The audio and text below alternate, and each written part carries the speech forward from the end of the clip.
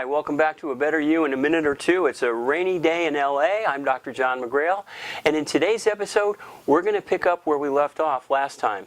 Remember, it was the beginning of the year. We talked about resolutions. First, am I living my life the way I want to? And if not, why not me? Why shouldn't I? And of course, there's no reason we shouldn't live the life we want. But once we decide to resolve, to find a solution to a problem or a conflict, then what does it take to make it happen? And I talk a lot about what's required from a subconscious perspective because it's so very important. But you know, all change starts in the conscious mind. And in my synthesis process, I have a model that I call the recipe or formula for change. And it was the result of my doctoral dissertation. I was trying to figure out what to write about. And I realized I had 1,000 cases in front of me. And I don't know how it dawned on me, but I thought, you know what? I wonder if I looked at all these cases, I could find the stories here, first of all. But maybe there are some common denominators. What separates the people that do really, really well really quickly, the people who do okay but take a longer time, or those very few who don't do well at all. Unfortunately, there are only a very few of those. And so that's what I did. I looked at the stories of 1,000 case files and came up, sure enough, with some patterns. There were common denominators for the people who did really, really well, really, really quickly. And those folks are the ones that helped me design what I call the formula for change. Remember, living is just an exchange of energy. And when we're changing something, or whether we're staying in the same place, it's all about energy. The formula for change describes the conscious energies that you need to bring to the party to change your life and change it forever. There's actually a diagram, this is from my book, The Synthesis Effect, that outlines the formula for change. And we're going to start today with the first three energies. As you can see, if you look at the top left, first and foremost, you have to have desire. And it has to be a genuine desire for you. I get a lot of calls all the time with people who say, or from people who say, you know, my wife wants me to quit smoking. My girlfriend thinks I should lose a little weight. My boyfriend thinks I'm too shy. And on it goes. Well, that's great, but I always say, well, how do you feel about it? Do you want to make that change? And if there's any hesitation, I don't take the case. Because if the desire to make a change is not yours and it's not genuine, chances are you're going to fall into that third pile. You're not going to do very well. So that's the first energy, conscious, sincere desire to have things work differently. As you can see, the second energy is what I call commitment. Now, commitment is a scary word for some people because they think, oh, what am I going to have to do here? But you know what? The commitment is not to me, it's to yourself and the process, because making change in your life is a process. So here's the energy that I need. Here's how I define commitment for my clients. You have to come in with this attitude. I will do whatever it takes to get this done, period. I will do whatever it takes to get this done. Now that may sound scary, but it's really a very simple process. However, there is work involved. It's not magic. So if you're willing to commit to yourself and do what it takes and stay with it, well, then you're on your way. As you can see, the third energy are three that I sort of lump together: love, honor, and respect. Now, who do you think that love, honor, and respect is for? It's not for me, it's to yourself.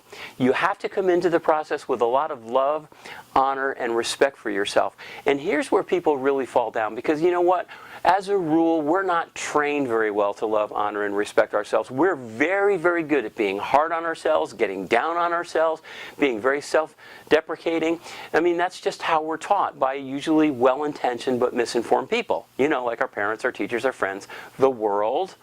We tend to dwell on negativity in our culture, and so people generally aren't very good. Every time I see a new client, I say, how would you rate yourself in love, honor, and respect? And almost every single person says, not so good. And then I say to them, well, there's good news and bad news. The bad news is that's why you're here. Because if we truly love, honor, and respect ourselves, we wouldn't make choices that hurt us. We wouldn't suck 900 poisonous chemicals into our body 20 times a day with cigarettes. We wouldn't carry around 10 or 20 or 30 extra pounds. We wouldn't procrastinate because that's always painful. If we truly love, honor, and respect ourselves, we're going to live really, really powerfully. So that's the bad news. The good news is that you're here. You're thinking about it. You're watching this, or if you're a client, you're with me, or we're on the telephone. That means you haven't completely forgotten how to love, honor, and respect yourself. Because whether you remember it or not, and most of us don't, when we're born, when we're very little, we are full of love, honor, and respect. Tons and tons of it for ourselves and anybody that wants to give it to us. And so, because you've decided to make a change, that means that you're still in contact with that innate, instinctive love, honor, and respect for yourselves. But we've got to boost that up right away. Now, the way to do that is to begin this minute, if you're embarking on a change, to treat yourself like the most important person on the planet. Treat yourself with love, honor, and respect. When you're thinking a thought or about to do something, ask yourself this simple question: does this choice that I'm about to make serve my growth, my well-being, and the greater good? If it does, it's a loving, honoring, and respectful choice. If it doesn't, you got to bust yourself. So that's the beginning of the formula for change. I'll put it back up on the screen right now.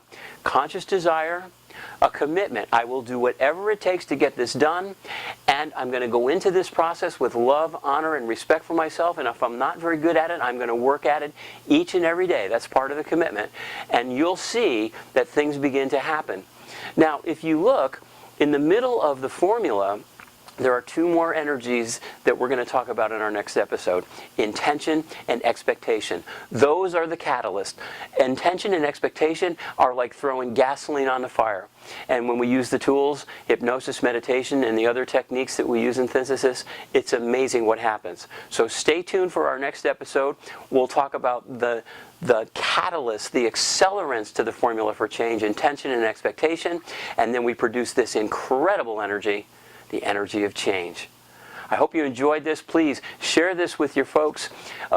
Call me or email me or text me with any questions you have. Remember, you will always get a confidential personal answer. And if you've missed former episodes, you can go to my YouTube channel, Dr. John McGrail, and all 35 or 36 or however many episodes are there, and a lot more content is there. You can review and catch up. And I thank you so much for all your inputs. Until next time, make those changes start to happen. Desire, commitment, love yourself, honor yourself, respect yourself. You deserve it. Remember, why not me? Because it's all about a better you.